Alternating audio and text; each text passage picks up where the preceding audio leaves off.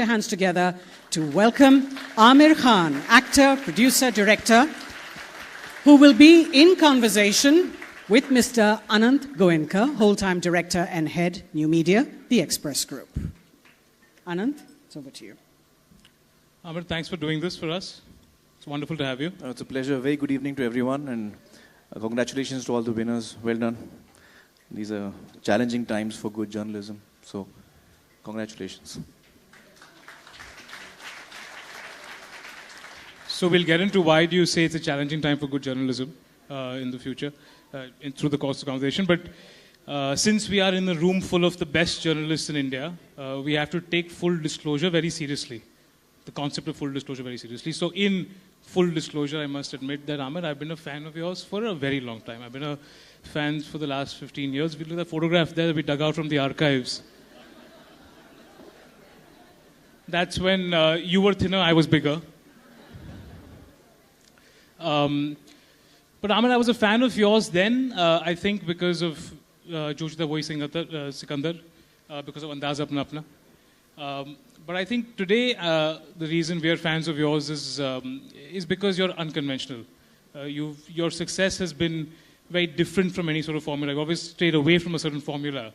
And you've never been afraid to take a stance, which others in your position normally don't. So all these stances you take, is it impulsive? Is it thought through?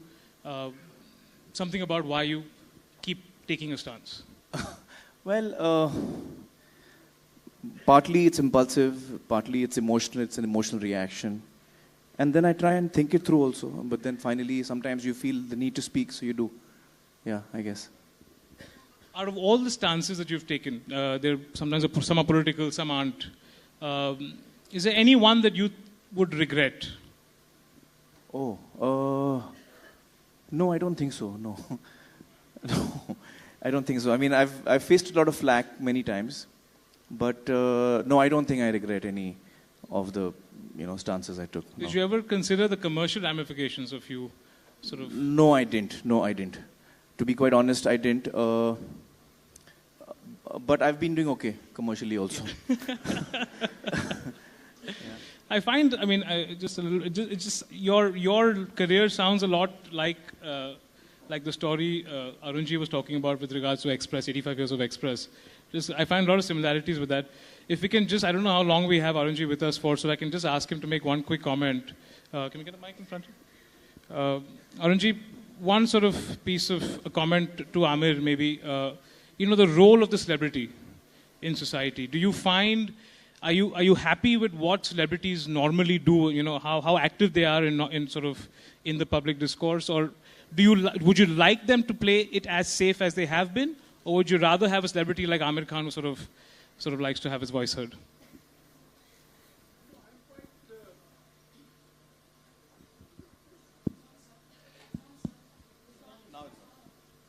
No, I'm quite okay with prominent people and achievers taking positions on issues.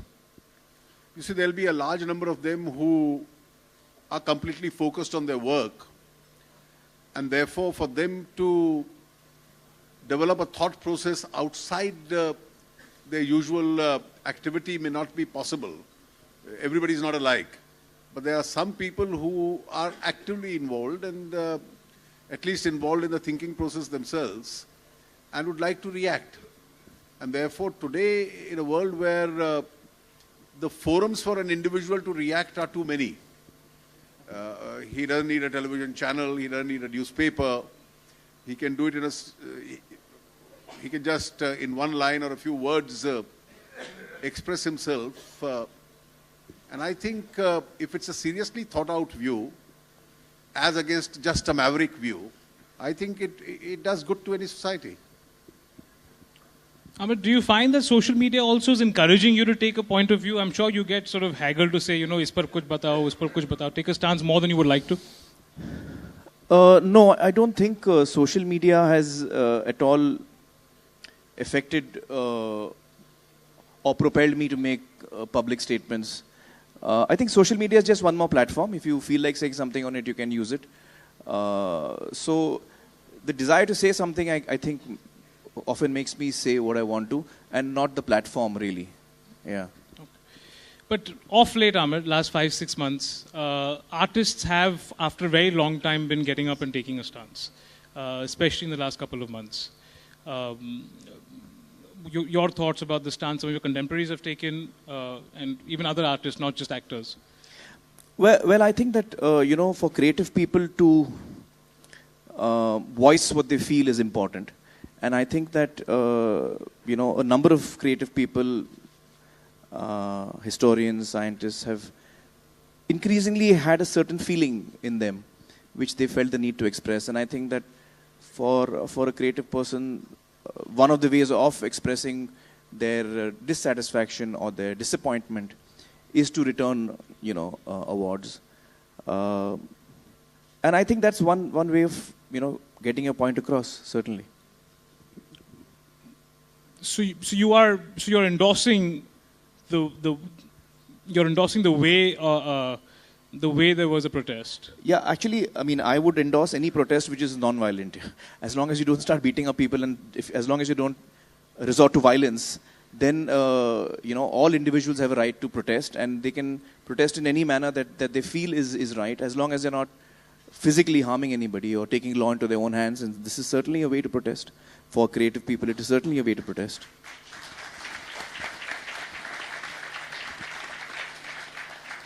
But are you, Amir? But are you agreeing with the protest? Do you think it's called for, or is it premature? Well, I mean, I think, if I'm not mistaken, I mean, there are so many people here in this room who are much more knowledgeable than me, so I feel a little intimidated actually speaking in front of all of you. But my understanding is that a lot of the creative fraternity was protesting because of the growing discomfort that they felt, or the growing atmosphere of intolerance that they felt around them, a growing sense of insecurity and disappointment with that. And as a result, that was their way of showing that they are not happy with the situation. As an individual myself, as a part of this country, as a citizen, we read in the papers what's happening, we see on news what's happening, and certainly I've also been alarmed. I can't deny that I have been alarmed by a number of incidents. And, it's for any society, it's very important to have a sense of security. I mean, there will be acts of violence anywhere in the world, and they would be there for different reasons. But for us as a society, as Indians, to feel a sense of security, 2-3 things are very important, I personally feel. One is a sense of justice. So if there is a wrong step that anyone takes, then correct justice is given out for or against that person. That gives a lot of sense of security to the common man. The common man feels कि अगर कोई गलत करेगा तो उसको justice will take its due course. That is one. The second thing that gives a sense of security, and that's a very important sense for all of us to have, is that the people who are our elected representatives, people who we select to look after us for 5 years, whether that's on the state level or whether it's at the level of the center. When people take law into their own hands, when there's a sense of insecurity, we look upon these people to take a strong stance, make strong statements, and speed up the legal process to prosecute such cases. When we see that happening, there's a sense of security. When we don't see that happening, there's a sense of insecurity. So it doesn't matter who the ruling party is. It's happened across ages, it's happened in different decades, it's happened at different times. So it doesn't matter who is in power.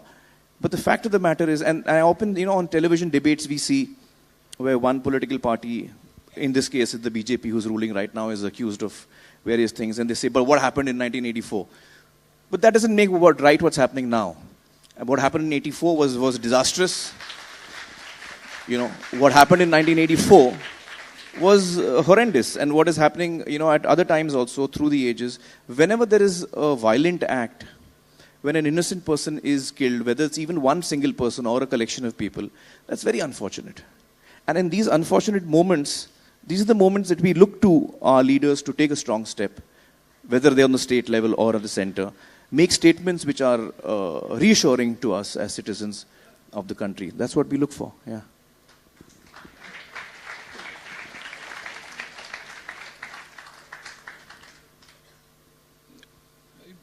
but sort of thinking about... So in that sense, to actually complete my answer, I think I went off a long way. To complete your answer, do I agree with that? I also feel that there is a sense of insecurity, there is a sense of fear, there is a sense of... more than there was... Earlier? Yeah, I think in the last maybe 6 months, 8 months, there has been a growing sense of despondency, I would say. I mean, when I sit at home and talk to Kiran, Kiran and I have lived all our lives in India. For the first time, Kiran says, should we move out of India? Now, that's a disastrous and very big statement for Kiran to make to me. She fears for her child. She fears for, what the atmosphere around us will be. She feels scared to open the newspapers every day. So that does indicate that there is a sense of growing disquiet. It's a sense of growing despondency. Apart from alarm, there's one part of it is alarm. There's another part you feel depressed. You feel low. You feel, why is this happening? So that sense does exist in me, to be quite honest. Yeah.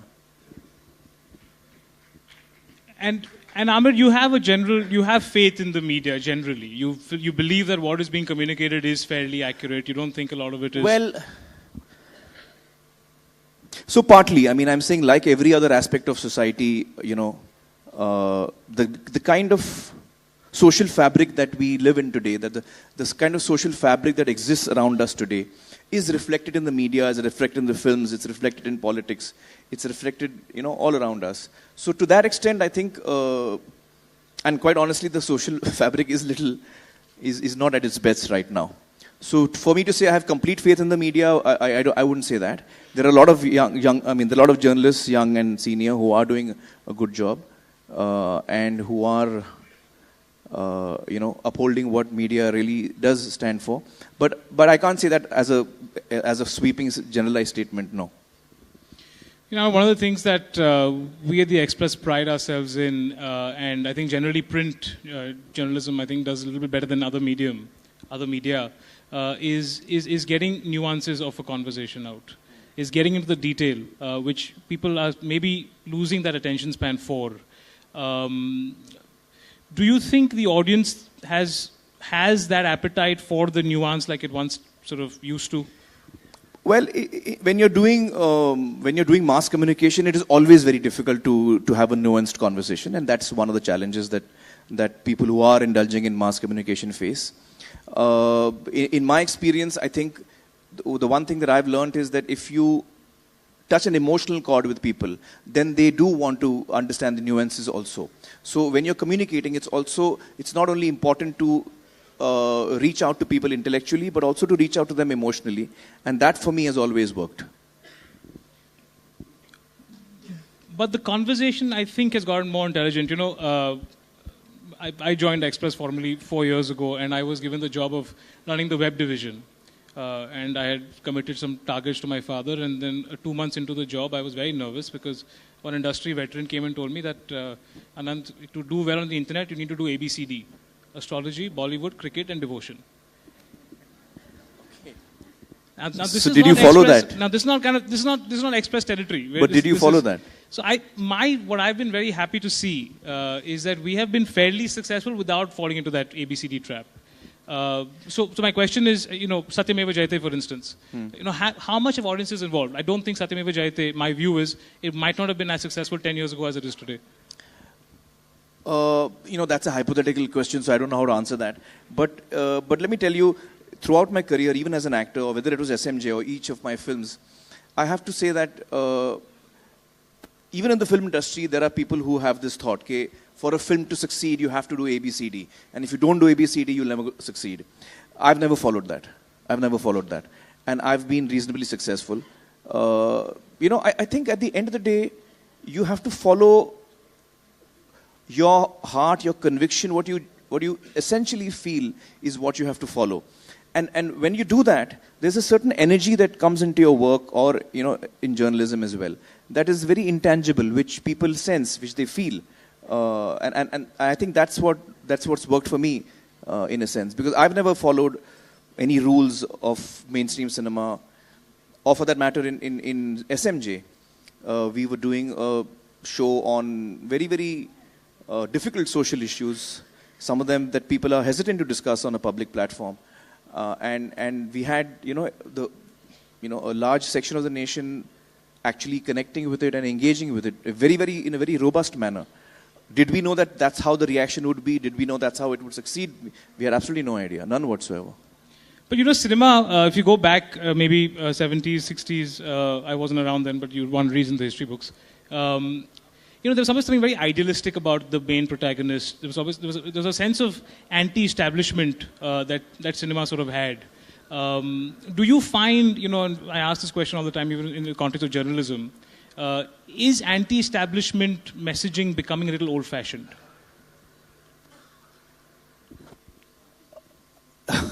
I've never thought of it that way.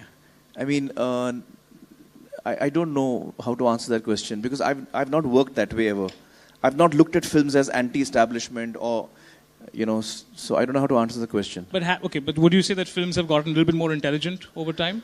Intelligent is a very, it's a very clunky word, I feel. I think that cinema over the 90s and over the next decades and now has become slightly more refined. It's become more, in my feeling, there's a lot more variety in mainstream cinema. Audiences have changed. The audiences want to see different kinds of stuff. I think filmmakers have changed. Filmmakers want to tell different kinds of stories within the mainstream, and that was unusual. Let's say in the 70s, you would see very little of that, almost none of that, in the mainstream. Right. So in that sense, I think there has been some amount of refinement in mainstream cinema, yeah. If I can just tie that response back into the journalism context, the reason I sort of hope and pray for a growing audience of people who are willing to listen to the more intelligent content, the more nuanced argument, is because, Amir, we're living in an age of terrorism. In an age of? Of terrorism. Terrorism, yeah. And almost always, any act of terrorism anywhere in the world gets linked to Islam. Mm-hmm. And understanding that requires nuance. Mm-hmm. How would you? Well, for me, acts of terror are, not connected to any religion. So whether it's a person who feels he's a Muslim and is doing an act of terror, I don't think he's following Islam. Or for that matter, somebody who's a Hindu who's doing something which is, which is very violent and an act of terror is not following Hinduism. I don't think that any religion teaches killing of innocents. So when you see an act which is an act of terror, of violence, instead of calling that person a Christian terrorist or a Hindu terrorist or an Islamic terrorist, you should just call the person a terrorist and remove the religion tag from it, because he's actually not, he or she is not really doing what the religion is supporting or what the religion is saying. So I think that's the first mistake we make is when we label them Islamic terrorists or Hindu terrorists or what have you. So that religion should be removed from that tag. It should just be terrorist who doesn't have a religion, because Islam certainly doesn't condone or even allow killing of innocents in any way. Yeah. And Amar, you're echoing exactly what the Prime Minister said yesterday. Exactly this. In fact, the word, we should remove religion from conversations of terrorism. But the fact is that perception is that when you talk about terrorism, the concept of Islam or sort of Muslim extremism does come in. Mm-hmm. It has come in Paris as recent as that. Do you think the vast majority of the moderate Muslim, especially in the Indian context, do you think they should be speaking out a little bit more? Yeah, I feel a vast majority of the moderate Muslims, which is in fact a vast majority of the Muslims, are most concerned about what is happening. They feel upset about what is happening. They feel uncomfortable with what's happening. And if I'm not mistaken, a number of Muslim organizations have begun to speak openly against the ISIS and similar terror organizations. They have begun to, at least in India, I know that they have. Yeah. Amir, you as a superstar, or your sort of colleagues, do you think it's time that we get people like you also to have a little bit more strong voice when it comes to representing the moderate Muslim? Yeah. Well, I feel when you say, should I be representing the modern Muslim, I feel very uncomfortable, because I feel, first of all, why should I be representing anyone? Yeah. Secondly, if I have to represent anyone, why should I not represent everyone? Why should I have to represent Muslims? So in the capacity of myself as an individual, if I'm representing my country or my society, then I stand for everyone, not just for any one section of society. My birth may be in a Muslim household, but if I speak, it's for everyone. So I think that on a number of occasions, celebrities have spoken up against acts of terror. So I don't think that's not been done by us. That has been done by us, yeah. Okay. I wanted to talk about a few more things, but I think since we have so many people sitting in the audience here, if I just get a quick show of hands and asking people around who want to get a comment in while I get a few more questions going. Is there a Lieutenant Arun Kumar Sani? Can I see him? Is he around here? I saw him at the back and then he's sort of there. Can we get a mic across here, please?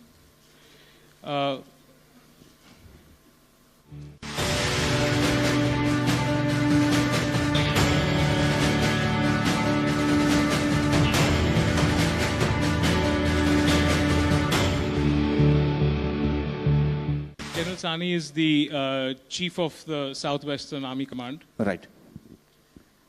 Hi. Good evening, Amir. Good evening, Good sir. evening, Anand. Thanks. Sorry, no. Quick comment from you, General Sani. Do you think that is there anything that you would like the film industry to sort of speak about more when it comes to our relationship with our neighborhood? With our neighbors, specifically. What is the role do you think that cinema and film has done with regards to our relationship with our neighbors? I think that's a known fact today that information seems to have overtaken our lifestyles. And undoubtedly, as you said, that mantra of ABCD, where Bollywood actually holds a very important space in our society. Perceptions can be changed. I think positive engagement, I think the best example is this recent movie of Bajrangi Bhaijaan.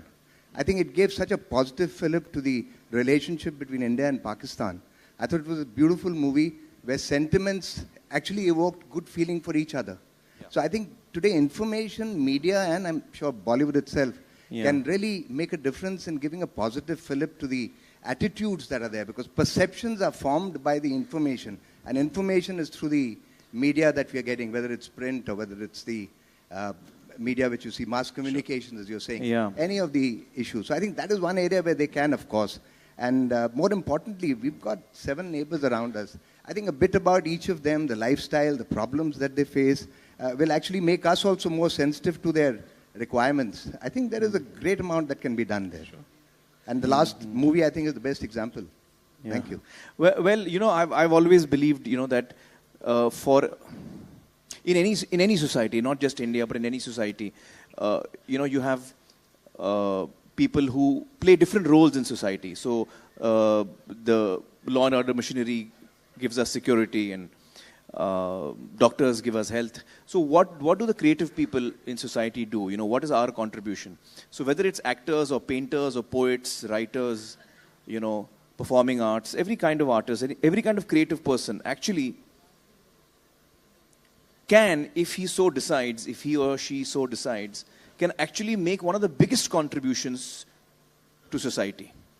Because doctors can give you health, but writers and storytellers can change your mind. They can change your heart. They can change the way you feel about something. And when we talk about nation building, that is an extremely important aspect of nation building. You can make the best infrastructure. You can invest in the best infrastructure, but you'll still see a car coming on your side of the road. So the hardware can be created, but what will you do about the software? And I personally feel one of the biggest challenges we face as a country today is not how to solve one particular issue or the other particular issue. It is to address the issue of us as a people. How can we as a people come together? Because until we come together and work organically, until we kind of widen our understanding of self, until that happens, I think it'll be a long time before we can change. And it is the creative people, who actually can have a huge impact in a short period of time. And that is an understanding that we all need to come to. I've always felt this for the longest time, that it's the creative people who can actually build a nation from people. It's the people, So speaking of nation building, I can see Shashi Tharoor sitting in the front row there.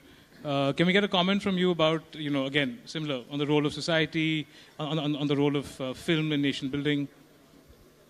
You put me on the spot. Actually, I wanted to commend Amir on his earlier comment because I thought that what he said about the concerns that were being expressed, I mean, this is something which obviously the creative community can try and do something about. Because why is it that people, including people in such positions of prominence in our country, appear to hold such regressive views about other communities, about other people? It may partially be that we haven't done enough. Maybe we need more Amar Akbar Anthony's, more films that talk about the essential commonalities amongst people. And just as the General was saying a minute ago about relations with our neighbors, the same thing applies within our country. Are we doing enough through the creative community in a way that actually compels people to think about their own deep-seated prejudices and bigotry? Because that lies, I'm afraid, at the heart that enables the kind of atmosphere that you were condemning earlier this evening. Yeah, one of the challenges also is that the people in the creative fields are also part of the same society. So we also have the same problems that that we see around us. So we are not free from that. We are also part of the, all of us are part and parcel of the world that we've grown up in. And I think it is important for people with a more positive approach to try and do something which I feel they are. That each one is trying in his own little way. Let's see. Can we get a comment from Najmaji? Amir, I want to quote something. Maulana Abul Kalam Azad, your great-grandfather, said after partition, when he became the Minister for Education, he says the country's development, he said it in the Constituent Assembly, this is his speech, a country's development will not be measured by how many institutions it has, or how many buildings it has built, or how many roads it's built. It will be judged by the quality of mind behind it. So we have to build that quality of mind. Do you agree with it? I completely agree with it, yeah. In fact, that's what I was saying a little earlier, that, I live in Mumbai. So in Mumbai, when I'm driving on the roads, I come to a traffic signal, and almost no one is following the traffic signal. And I'm like, but this is supposed to be for our benefit. So the ability of each one of us to actually understand that emotionally, is something that we have to get to. I mean, if you look at other countries, if you look at Germany or if you look at Japan, after the Second World War, they were pretty much destroyed. Yeah. But they've built themselves up in a remarkably short period of time. And I personally believe the reason behind that is this feeling and understanding of self, which goes beyond just yourself. The feeling of doing something and believing in something which is for the larger good, which comes instinctively to I believe, those societies, and which is why they've been able to bounce back so fast. I think that's something that we need to work on personally. I mean, that's what I feel. So, and you've been fairly successful in doing this in your sort of method of communication. Is Mr. Agarwal around there? Can you just raise your hand? Yeah. Can we get a mic to him, please? Hi, Amir. I have two questions, both related to your movie. One you have acted, another you have produced. Okay. Acted as Raja Babu. Acted as which one? Raja Babu. Raja Babu. Raja Hindustani. Raja Hindustani. And second, you have produced as Peoply Live. Peoply Live, yeah. So for the Peoply Live is what the message you want to give to the young reporters who have interest or a keen interest into investigative journalism. Right. And that Rajawali movie where we happen to see you having a kiss scene with one of the Kapoors. Yeah. And pertinent to that, Censor Board has done little censor on the kiss scene of the latest James Bond. Yeah. So how do you react on that? I feel lucky. So that was the last we saw, actually. Well, the first part of the question, just remind me again, what was that? Peoply Live, yeah. See, Peoply Live is not a comment only on journalists. The Peoply Live is a satire on the way we are as a society. That includes journalists, that includes politicians, that includes the administration, the bureaucracy. It includes all people, how people react as well. So it's really a satire, it's a black comedy on how we are sometimes. Now, comedy is obviously because, I mean, as a comedy, you tend to exaggerate, you tend to show it, larger. Only then it gets to be funny. So, People Live is really a comment on how we are as a society. It's not just for journalists, I have to say. And the censor board currently has been. Minor of my films have come up for censorship of late, so I don't have any personal experience myself. But what I've heard being reported is that it is behaving in a slightly alarming way. Or maybe alarming is too sharp a word to use. It's reacting to things which earlier, we as free people, as adult people, could make our own choices as to what we want to watch and what we do not want to watch. And essentially, the censor board, which we call censor board, was actually a certification board, is supposed to certify the age for which the film is suitable. And then, if it's an adult film, essentially, if the moment a film is,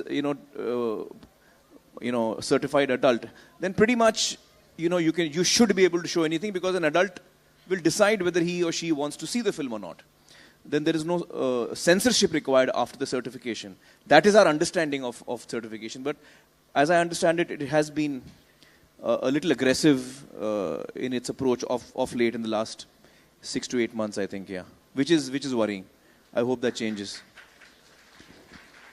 But Amir, this is the same Amir Khan who made a comment about AIB, about not liking the AIB roast and saying it wasn't in good taste. No, I'm very much for free speech. I'm a strong campaigner for free speech. My problem with the AIB was not anything other than the fact that there were certain people who had signed up for the roast, and therefore they could be made fun of. But there were certain people who were not signed up for the roast. Some of them who I happen to know personally. And to attack such people and to say things about them when they haven't signed up for the roast was, I thought, extremely unfair. So my response was really more emotional than anything else. And the jokes made on these people were extremely sexist, extremely racist, strange kind of humor, which, if you've signed up for it, is still fine. But my reaction was really more emotional and personal, where I felt, I'm not a person, I've produced Delhi Belly. It's a highly irreverent film. It's adult humor. So I don't have a problem with that.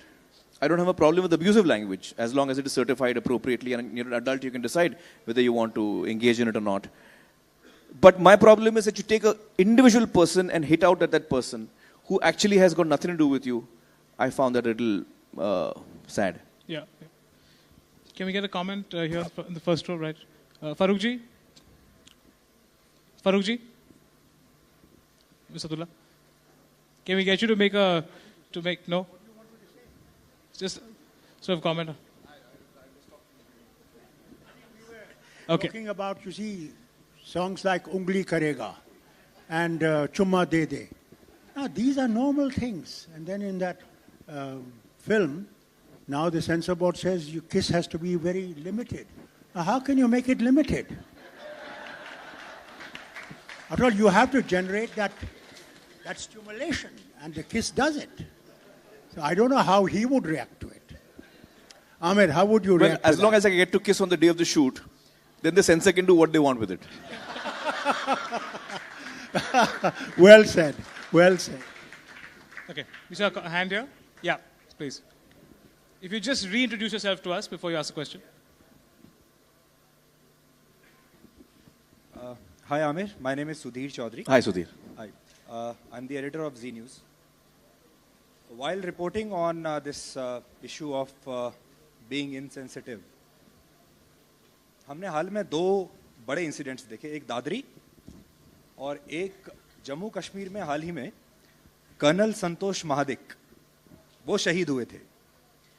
Colonel संतोष महादिक को एक आतंकवादी ने मारा अभी पिछले हफ्ते, और दादरी का जो घटना थी वो हम सब जानते ही हैं. Both are act of violence. उसके बाद भी जिस तरीके से देश रिएक्ट करता है, पॉलिटिकल सिस्टम रिएक्ट करता है, हमारा सिस्टम रिएक्ट करता है, वो अलग अलग क्यों है? अगर असहनशीलता की बात करनी है तो दादरी में हम देखते हैं असहनशीलता पर बहस छिड़ जाती है और लोग अपने अवार्ड्स वापस करते हैं। लेकिन एक और जो आर्मी का अफसर है, कर्नल है, जब वो मारा जाता है तो बहुत सारे पॉलिटिशियंस यहाँ बैठे हैं, दादरी में तकरीबन सभी लोग पहुंचे थे, लेकिन कर्नल महाडिक के घर पर सातारा में सिर्फ एक रक्षा मंत्री पहुंचे थे, बाकी कोई नहीं पहुंचा। So why do we have this double standard? मेरा सवाल ये है, why do we have this double standard while reporting also, while having a debate also, and while giving a reaction also on this? That's my question. Yeah, well, it's unfortunate. I think it's really unfortunate because every act of terror and every act of violence is to be condemned. And every act of terror and violence is to be condemned with the same ferocity. Unfortunately, as human beings, a lot of us do have double standards. A lot of us who don't have double standards, most of the time, sometimes have double standards. Human beings are complex creatures. That's the truth of the matter. I hope and wish that we could be like machines and we could be kind of calibrated into reacting in the appropriate way each time, and who knows what is appropriate and who decides what is appropriate. So the fact is that, these are things that will happen. As you rightly pointed out, it should not happen. Ideally, whether it's the media, whether it's politicians, whether it's the common person, our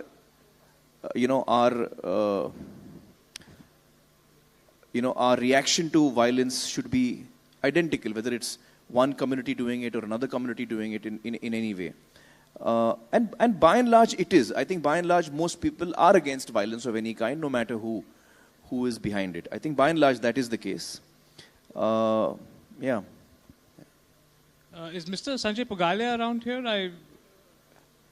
No, can you just put your hand up if you're there? Right there. Can we get a mic there, please?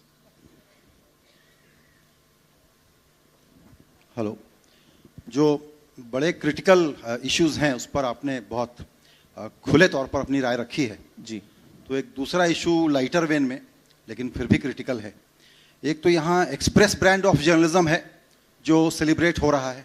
Sir, express brand of journalism, express brand of journalism, अच्छा वाला journalism. जी जी जी जी। तो जब आपने पीपली life बनाई जी, तो उसको देख के आशा ये थी कि पीपली लाइफ टाइप ऑफ जर्नलिज्म को हम छोड़ेंगे और अच्छे वाला जर्नलिज्म करेंगे। उस फिल्म के बाद जो जर्नलिज्म हम देखते हैं, खास करके टेलीविजन पे ज्यादा दिखता है, वो और ज्यादा पीपली लाइफ नहीं हो गया है क्या? और ज्यादा पीपली जैसा हो गया जी। तो उसका आप जिम्मेदारी मुझ पे ठहरा रहे हैं? वेल, देखिए, जर्नलिज्म जैसे हर फील्ड में, मैंने कहा, हर फील्ड में लोग हैं जो अच्छा काम कर रहे हैं, और ज़्यादातर जैसे हमारा सोशल फैब्रिक इस वक्त है वो हर फील्ड में रिफ्लेक्ट होता है, जर्नलिज्म में भी रिफ्लेक्ट होता है। और इस वक्त जो चैलेंजेस हैं जर्नलिस्ट के सामने, जो आपने कहा था जिसके बारे में हम बात करेंगे, one of the very big challenges economic challenge है। आप किस किस्म की जर्नलिज्म करें, आप किस हद तक उन चीज़ों के बारे में लिखें, आपके एड्स कम हो जाएंगे, आपकी इनकम कम हो जाएगी। How can you afford to do journalism sometimes that you believe in?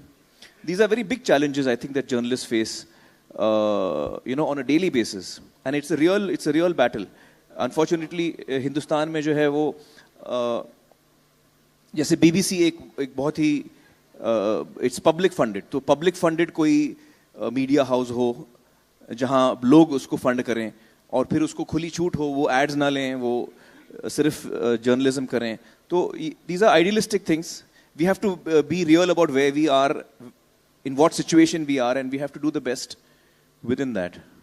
Yeah. We're still optimistic at the Express. We still believe that there is a very economically viable way of doing high quality, credible journalism content, and at least that's the hope. No, that's wonderful to see, and I have to say that one of the first newspapers I pick up every day is in fact the Indian Express,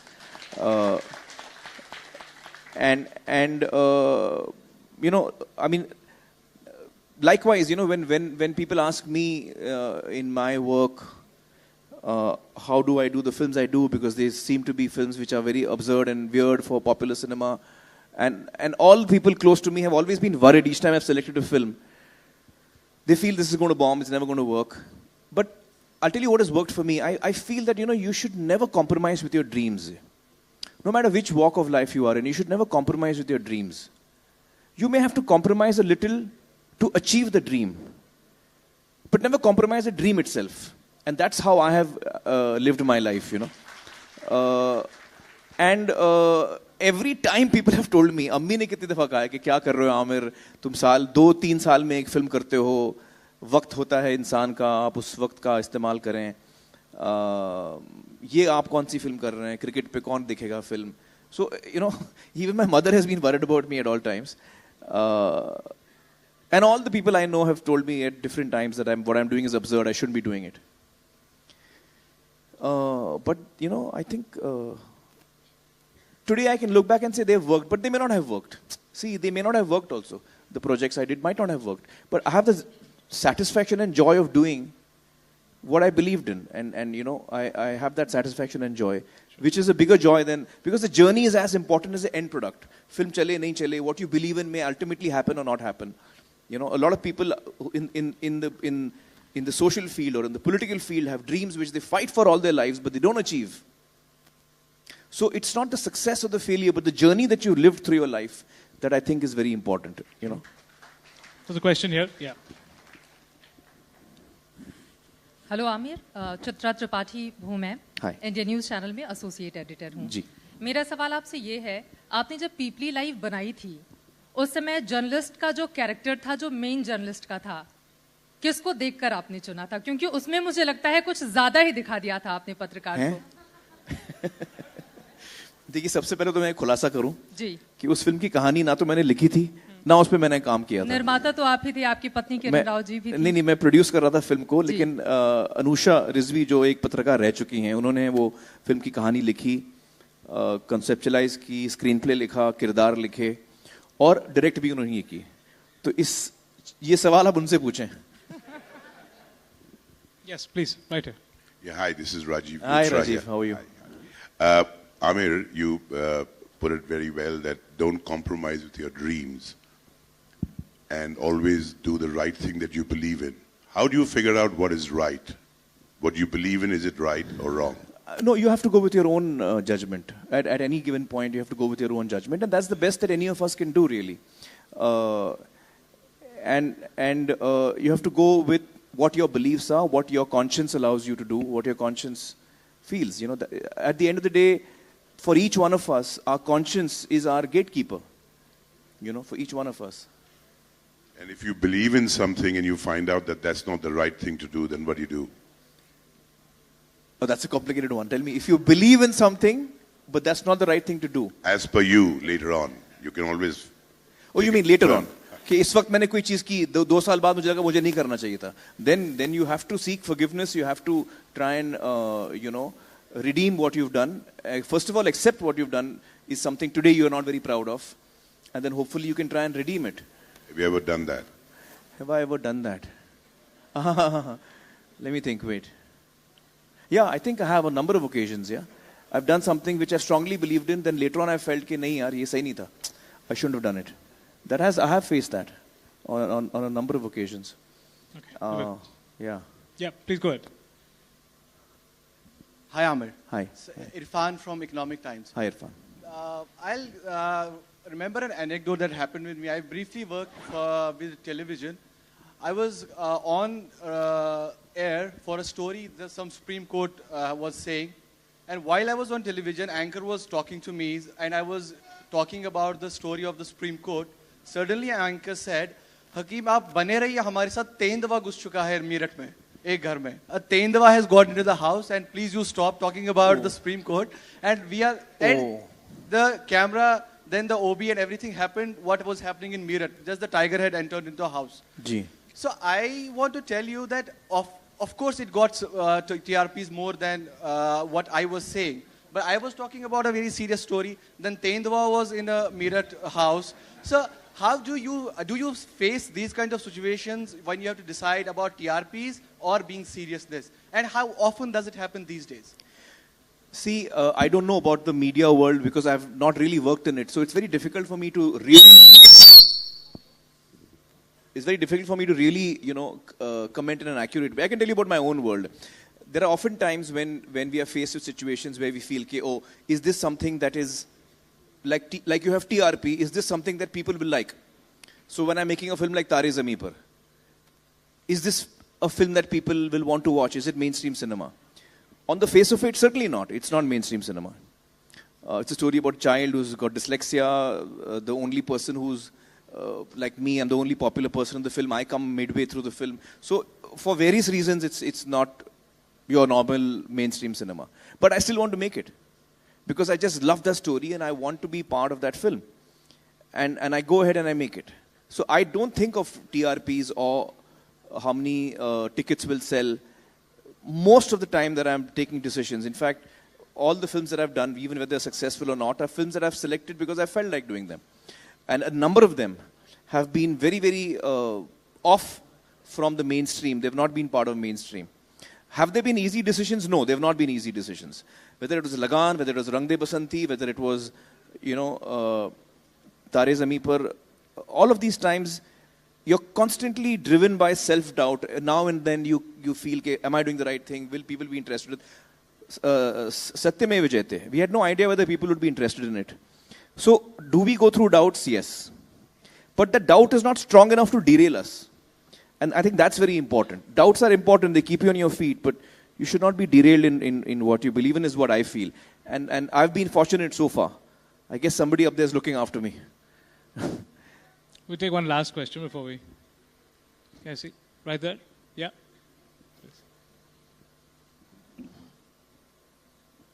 Hello, Amir. Hi. I'm Vandana. Hi, Vandana. And I'm from the government. Okay. And I must tell you that you just said that we should live for our dreams and try to achieve them. And I have been, dreaming of attending one of your talk shows ever since I saw Qayamat Se Qayamat Tak and here I am. And yes, you do make a lot of very absurd, you go for absurd topics. Yeah. And one of them was what you just mentioned, Tare Zameen Par.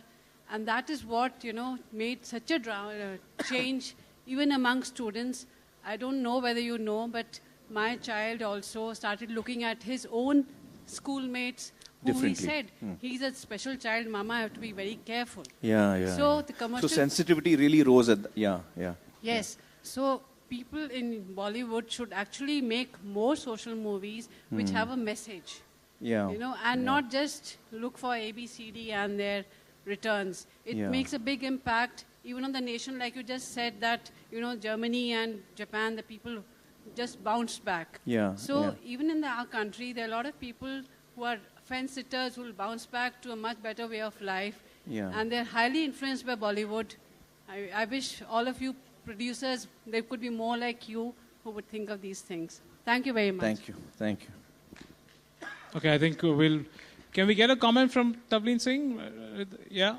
Okay, I'm putting on the spot, but she gave me so many questions to ask and I've not had the opportunity, so I'm...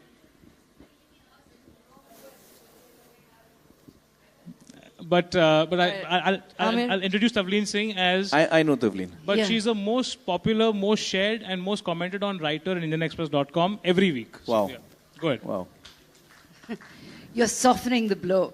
I asked him to ask you a question which is politically incorrect, and in such a happy atmosphere, I feel guilty asking it. But there's no point in pretending that what happened in Paris has nothing to do with Islam. It does. The people who did the killings had a Quran in their hand. They've done it in the name of Allah. Now, we live in a country with the second largest Muslim population on the planet. We have our own kind of Islam, which produced Ghalib and Mir, and you'd be shot dead in ISIS, if you were living in the Islamic State. So I'm just curious to know whether you think about these things. You were very eloquent about how intolerance has grown in India, which I don't agree with. I think we're as intolerant as we ever were, or as tolerant. But do you think about what we might face if Wahhabi Islam obliterates poets like, where would Ghalib be able to say, Khuda ke vaste parda naqabe se hata? Sorry, I have a very bad throat. So do you think about these things? Would you like to talk about it? No, I do think about these things. First of all, I want to disagree with you. I don't feel they were Islamic acts. A person who's holding a Quran and killing people, he may feel he's doing an Islamic act, but as a Muslim, I don't feel he's doing an Islamic act. So I want to disagree with you on that. I'm very clear that a person who's killing innocents is someone who's not is not a Muslim. As far as I'm concerned, he's not a Muslim. He may claim to be a Muslim, but we should not recognize him as that. He's a terrorist, and we should recognize him as a terrorist, is what I feel. My problem is not just with the ISIS. It's with that kind of thinking. So my fear, when you say that, do you think about it? Are you afraid of such things happening? Of course I am. And that fear is there with that kind of thinking. Today it could be ISIS, tomorrow it could be some other organization. This extreme thinking is what I worry about. Because I feel that this extreme thinking, no matter where it comes from, is very, very destructive and very, very negative. So I have a problem with that kind of thinking. So certainly I have a problem with ISIS. And I'm saying that this extreme kind of thinking, which may belong to any section of any religion, is what I have a problem with. So certainly I do have a problem with that. Yeah. I think that's all we have time for. Thanks so much, Amir, for being here and making this event so special for us. Thank you. Thank you so much, Amir. Just remain where you are. If I could request